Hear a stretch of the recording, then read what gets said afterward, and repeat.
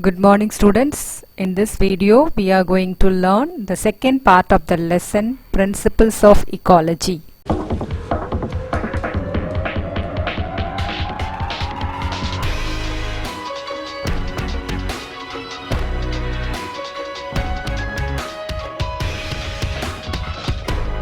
In the previous segment we have learned about ecology and ecological factors such as climatic factors, edaphic factors and topographic factors.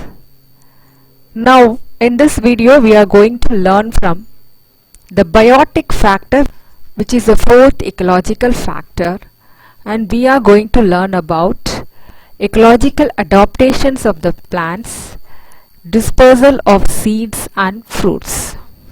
What are biotic factors? This is the interaction among the living organisms. Living organisms are the plants and animals. They interact among themselves. Plants interact among themselves as well as animals, and they also interact with each other. And their effect also modifies the environment. The different interactions among themselves can be classified into two types. They are positive interaction and negative interaction. What is this positive interaction? When one or both the participating species are benefited by the interaction, then it is positive interaction. So when they associate and interact with each other, when both the participants are benefited out of it, then it is positive interaction. Example for this is mutualism and commensalism. What is this mutualism? It is the interaction between two species of organism in which both are benefited because of their obligate association. Obligate means strictly when they are associated only they will be benefited. If they are not associated, they cannot be benefited. Examples for mutualism are nitrogen fixing bacteria like Rhizobium forms the nodules in the roots of the leguminous plants and live symbiotically with the plant. And Rhizobium obtains food from the leguminous plant, and in turn it fixes the atmospheric nitrogen in the soil and convert it into nitrates, making it available for the leguminous plant. So this is an example for symbiotic association of mutualism. The other examples are like water fern Azolla and the nitrogen fixing cyanobacterium. They associate themselves and both get benefited. Similarly, Anabaena present in the coralloid root of Cycas, cyanobacteria found in the thalloid body of Anthoceras. Anthoceras is a bryophyte, and cyanobacterium example nostoc. Wasps that are present in the fig fruit, it's another example for mutualism. Wasp will get the food for it, whereas the fig flowers get pollinated by wasp. The lichens is a mutual association of an algae and fungi. The roots of the terrestrial plants and the fungal hyphae, that is mycorrhiza. We are familiar with the mycorrhiza, which is the root association of the terrestrial plant with the fungal hyphae. These are the other examples for mutualism.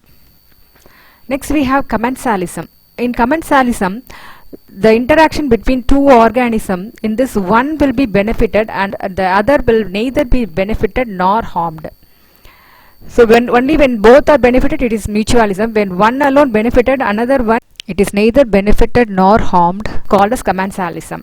The species that derives the benefit from the association is called commensal, while the other species which is an association is called as host. Example for this, epiphytes.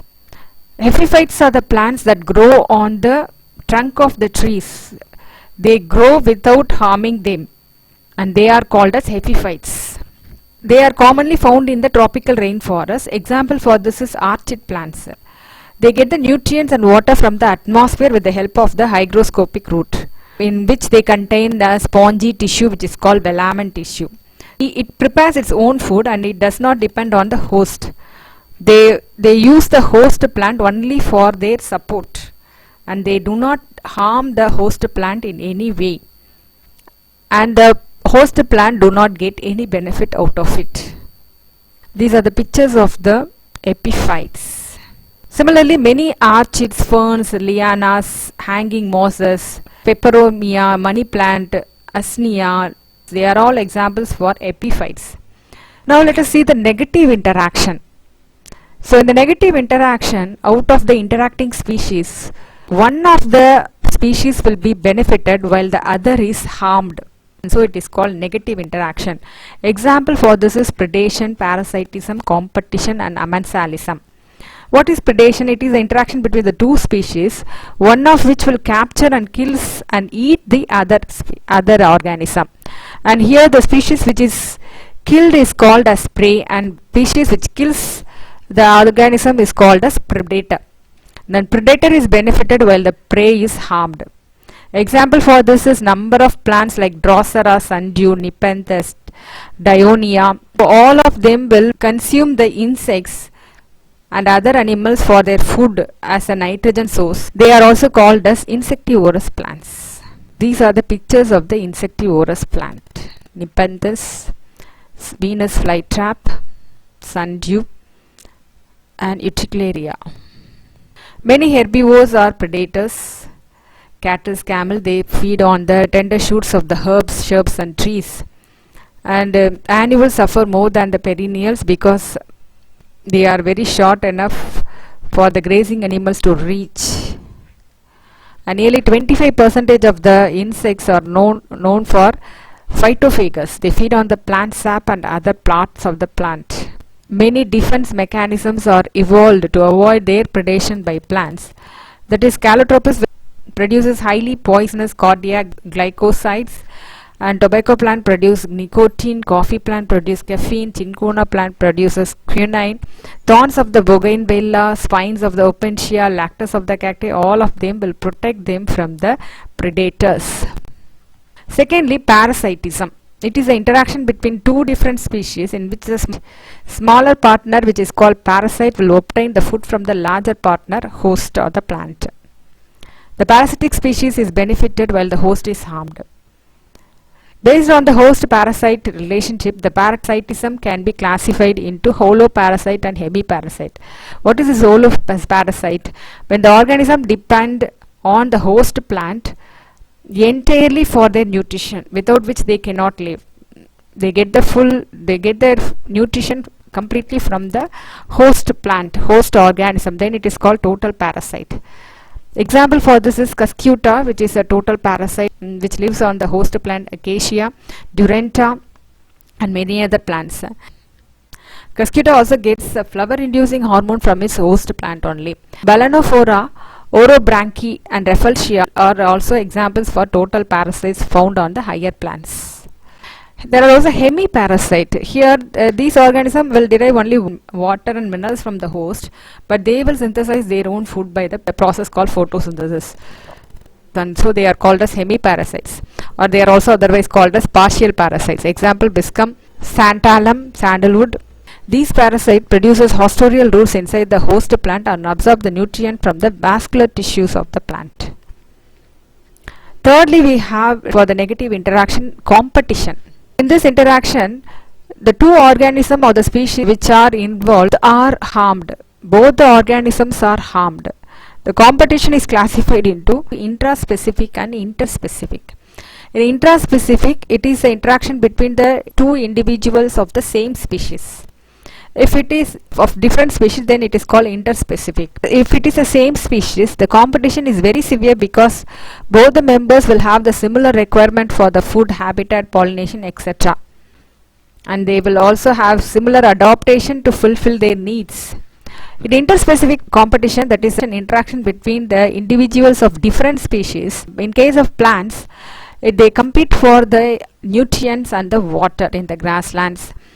Trees, shrubs and herbs also in the forest struggle for the sunlight, water and nutrients, etc. Amensalism is an interspecific interaction. In this interaction, one species will be inhibited. One species will inhibit the growth of others, while the other species is neither benefited nor harmed.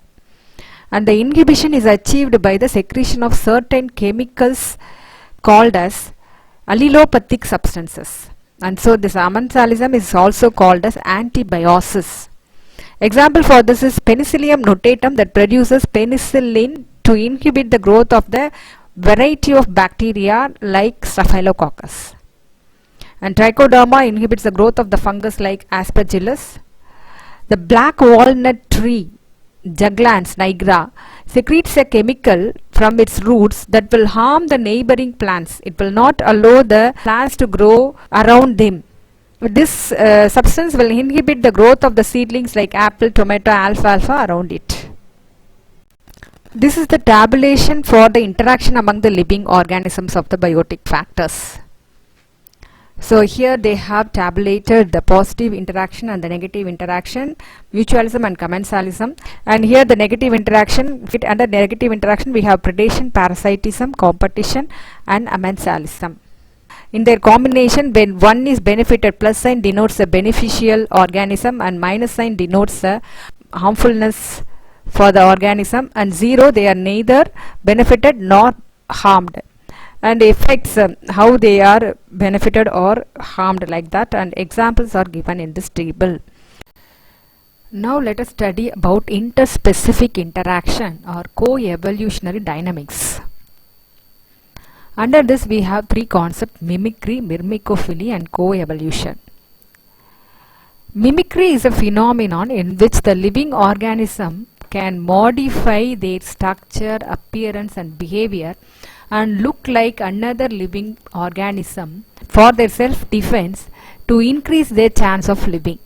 Normally, the floral mimicry happens in the plants to initiate pollination, and animal mimicry is often protective in nature.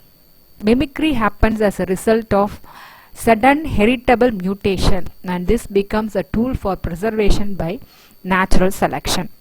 Examples for this is a plant called Ophrys, which is an orchid. Its flower look like a female insect, and so it will attract the male insect to get pollinated. The male insect will help in the pollination. This is called floral mimicry. Other examples are Carassium morosus, which is a stick insect that look like stick, and it is a protective mimicry. When they sit on the plants, they will not be, we cannot make out the insect. Similarly, Phyllium frondosum, it is called as leaf insect. It will look like the leaf and we will not be able to make out the insect present on the leaf. It is also a protective mimicry. Next we are having the myrmecophily. In this, the ants, they will associate themselves to the trees like mango, lychee, jamun and acacia. Here the ant will act as a guard for the plants against any other disturbing agents, and in turn these ants will get food, shelter from these plants. This phenomenon is known as myrmecophily. Example for this is acacia with acacia ants. The next concept is co-evolution. Here in the interaction between the two organisms, both of the organisms will get changes in their body, in their organs, both genetically as well as morphologically in them, and this type of evolution is called as co-evolution. It is a kind of co-adaptation and mutual change among the interacting species. Example for this are corolla length and the proboscis length of the butterfly and moth, bird's beak shape and the flower shape, hornbills and birds of the scrub jungles, slit size of the pollinia of Apocynaceae members and leg of the insects.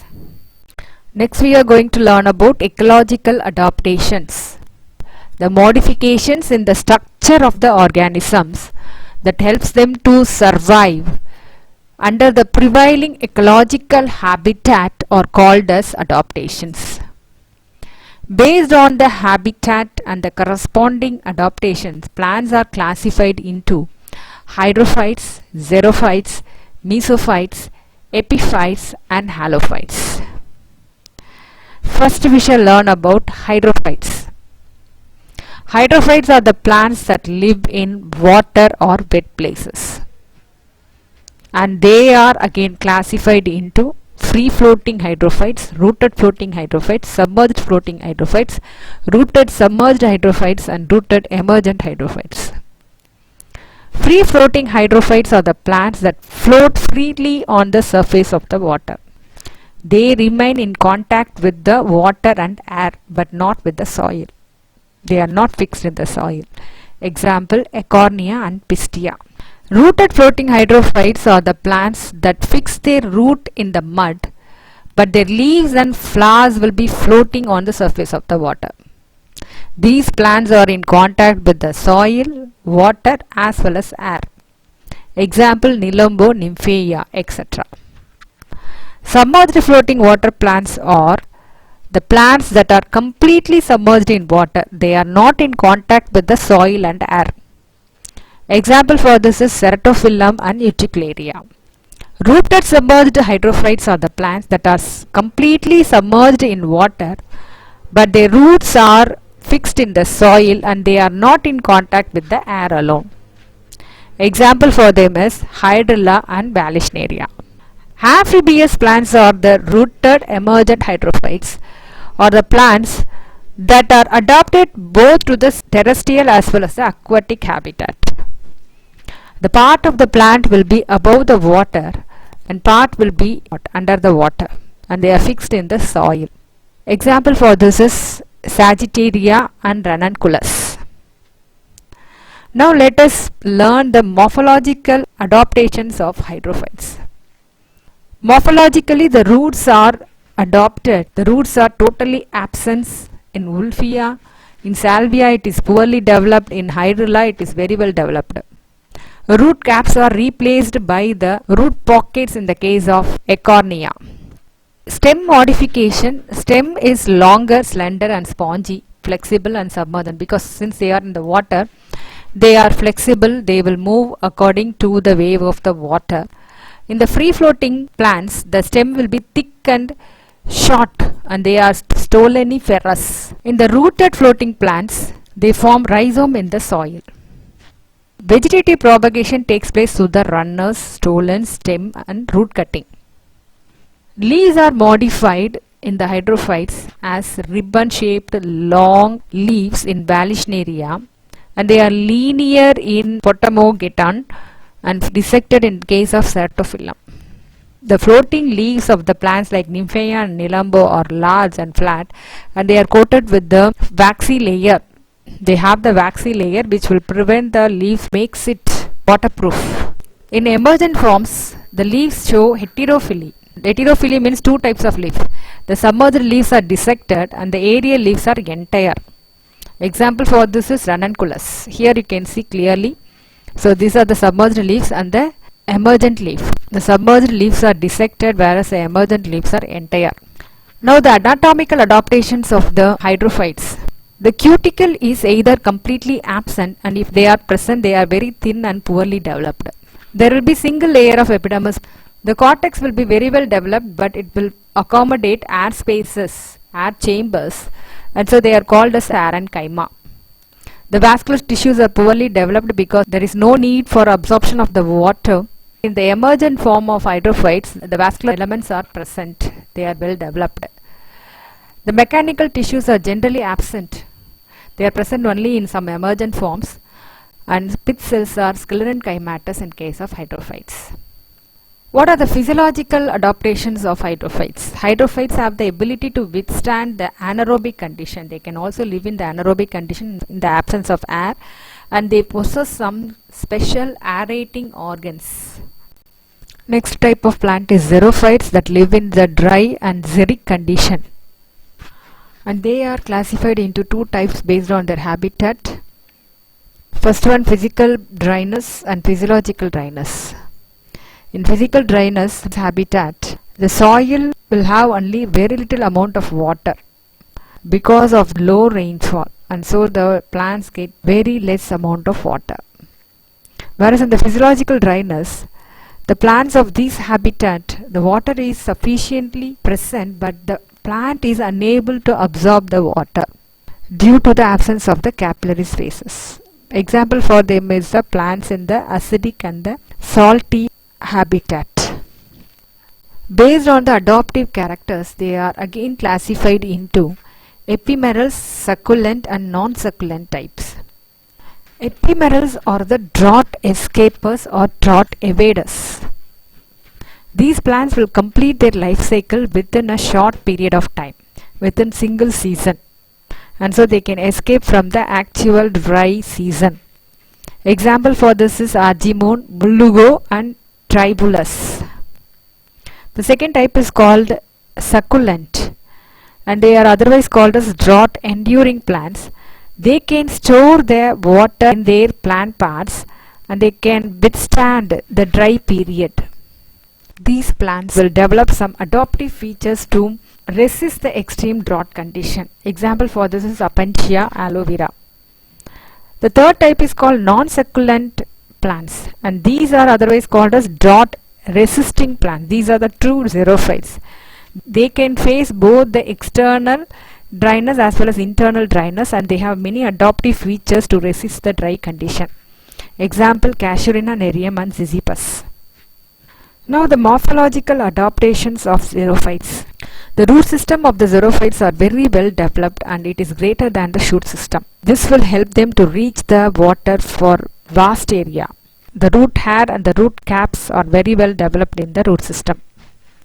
The stem of the plant is mostly hard and woody, and it may be aerial or underground. The stem and the leaves are covered with waxy coating that will prevent the transpiration. They are also covered with dense hair. Xerophytes, when all the internodes are modified into fleshy leaf-like structure, then it is called as phylloclades. Example Opuntia. When some of the internodes are modified into fleshy green structure, it is called as cladode. Example Asparagus. In some plants, the petioles are modified into fleshy leaf-like structure. They are called as phyllodes. Example Acacia. The leaves are generally leathery and shiny, and they will reflect the light and the heat of the sun. They will not absorb heat. In some plants like Euphorbia and Ziziphus, the stipules are modified into spines. In some plants, the leaves are modified into spines. In anatomical adaptation, these plants have multi-layered epidermis.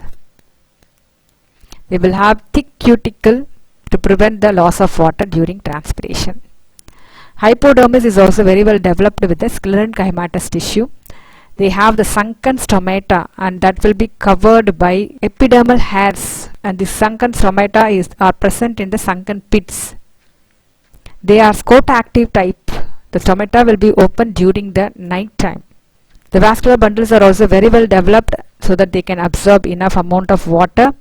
The mesophyll is differentiated into palisade and the spongy parenchyma, and the stem possesses water storage region which contains water storage cells.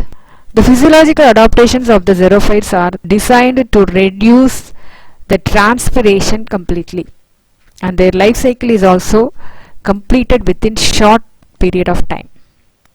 Example Ephemerals.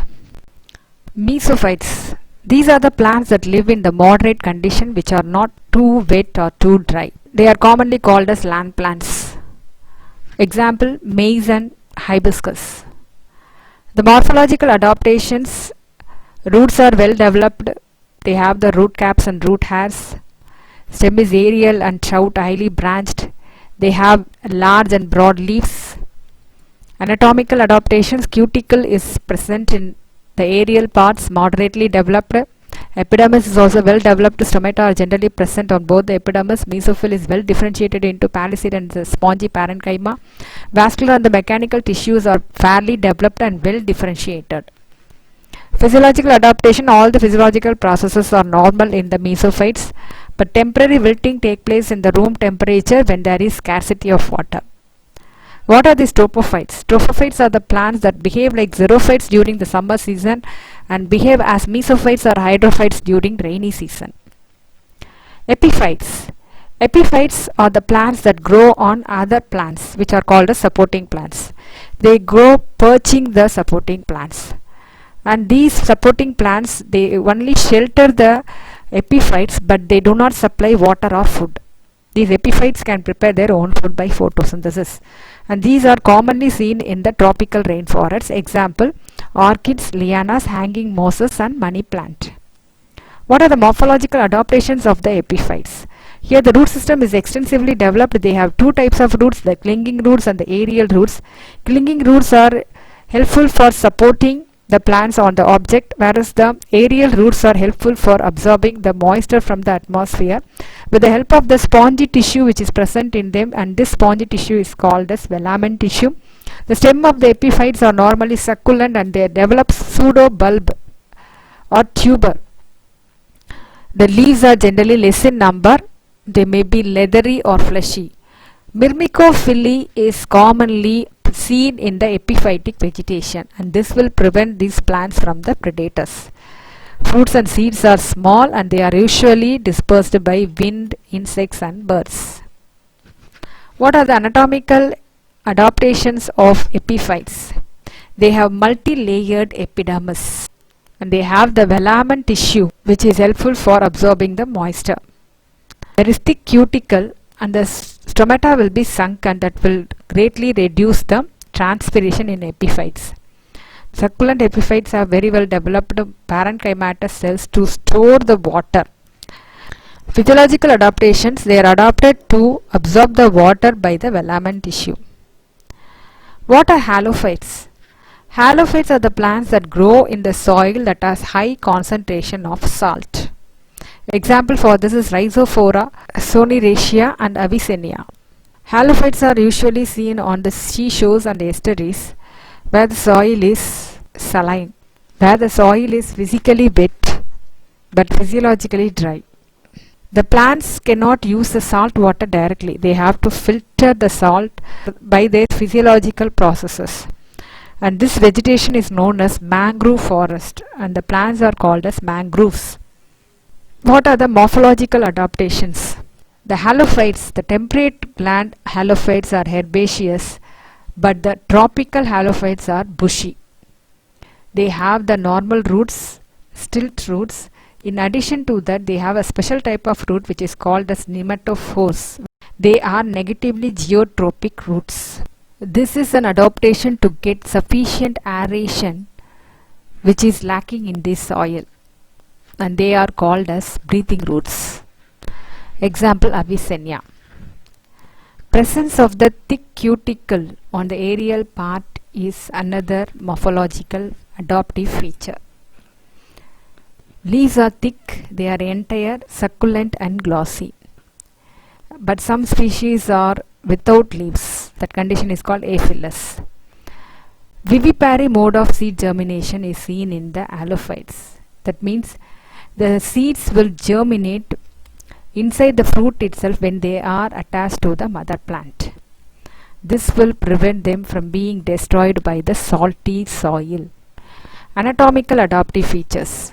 The epidermal cells will have thick cuticle, and these epidermal cells are square in shape, filled with oils and tannins. They have some star-shaped sclerites and H-shaped spicules that are present in the cortex will give the mechanical support to the stem. The leaves are dorsiventral or isobilateral with salt-secreting glands to get rid of the salt. Physiological adaptations, they have high osmotic pressure which will help them to prevent them from the salinity of the soil. The seeds will germinate in the fruits itself when they are attached to the mother plant itself. This condition is called as vivipary. Next we have dispersal of fruits and seeds. Both the fruits and the seeds possess attractive color, shape and taste which are needed for their dispersal by various agents like birds, mammals, reptiles, fish, ants and even by earthworms. A seed will have an embryo, stored food material which is essential for the growing embryo, and the protective covering which is called a seed coat. The dissemination of the seeds and the fruits to various distances from the parent plant is called as seed and fruit dispersal. It takes place with the help of many ecological factors such as wind, water, animals, etc. Seeds are needed to be dispersed because dispersal of seeds will ensure them better growth and survival. They ensure enough spacing nutrients and minerals. Dispersal of seed can be classified into four types, namely dispersal by wind, which is called anemochory, dispersal by water called as hydrochory, dispersal by animals zoochory, and dispersal by explosive mechanism, which is called as autochory. Dispersal by wind, anemochory. Here the seeds are minute. They are very small, light-weighted, with inflated coverings. Example, orchids. Some seeds have wings. Some seeds or whole fruits are flattened and in the form of a wing so that they can be easily carried by the wind. Example, maple, gyrocarpus. Some seeds have feathery appendages that will help them to be carried by the wind. Example, Vernonia and Asclepias. The fruits of some plants may open in such a way that the seeds can escape only when the fruit is violently shaken. And this mechanism is called a sensor mechanism seen in Arcelosia and poppy plant. Next we have dispersal by water, which is called as hydrochory. Here the plant will have an upconical receptacle with prominent air spaces. Example, Nilambu. Presence of fibrous mesocarp and light pericarp is seen in the coconut, which also help them to float on the water, and it can be carried by the moving water. The fruit may be inflated. Example, Heritaria littoralis. Sometimes the seeds may not float and they will be carried by the water current. Dispersal by animals, which is called as zoochory. Here the fruits and the seeds must be hooked, by which they can attach themselves to the grazing animal's body on their fur. Example, hook, xanthium, barb, andropogon, and spines, aristida. Sometimes the fruits and seeds are sticky. They will have the glandular hairs or viscid layer that will make them sticky and get attached to the animal's body. Example, Borhavia, Cleome, Cordia, and Alagium. The fleshy fruits like mango and papaya are dispersed by human beings to distant places after their consumption. Dispersal by explosive mechanism or autochory. In this, the fruits will burst suddenly with a force which will enable them to throw the seeds a little distance away from the mother plant. And they too have certain adaptive features. They are: some plants by mere touching causes the ripened fruit to explode suddenly and the seeds will be thrown with a great force. Example, balsam plant. In some plants, when they come in contact with the water, especially after a shower of rain, they burst suddenly with a noise and scatter their seeds. Example, Ruellia crossandra. In some plants, the long pod will explode with a loud noise like cracker and scatter the seeds in all directions. Examples, camel's foot climber. In some plants, the fruit matures and the tissue around the seeds will be converted into mucilaginous fluid. Due to the turgor pressure, high turgor pressure which is developed inside the fruit, will enable them to disperse the seed. Example, Ecballium elatrium. Human aided seed dispersal. Seed ball. This is an ancient Japanese technique in which they will encase the seeds inside the humus, inside the mixture of clay and soil humus or cow dung, and they will throw it in the places where they have to be grown, and it need not be planted manually. This method is suitable for growing trees in the barren and degraded lands. Advantages of seed dispersal. So when the seed get dispersed, its mortality rate is very much decreased because seeds get escape from predatory animals getting diseases, and they also avoid competition among themselves for their growth. Dispersal of seeds gives a chance to occupy favorable site for their growth. and it is also important for the movement of the plant genes, especially in the case of self-fertilized flowers. Seeds dispersed by animals help to conserve many species of plants even in a human-altered ecosystem. By understanding the fruits and the seeds dispersal, we can establish many ecosystems. We can convert desert to evergreen forest. We can conserve the biodiversity and restore the ecosystems.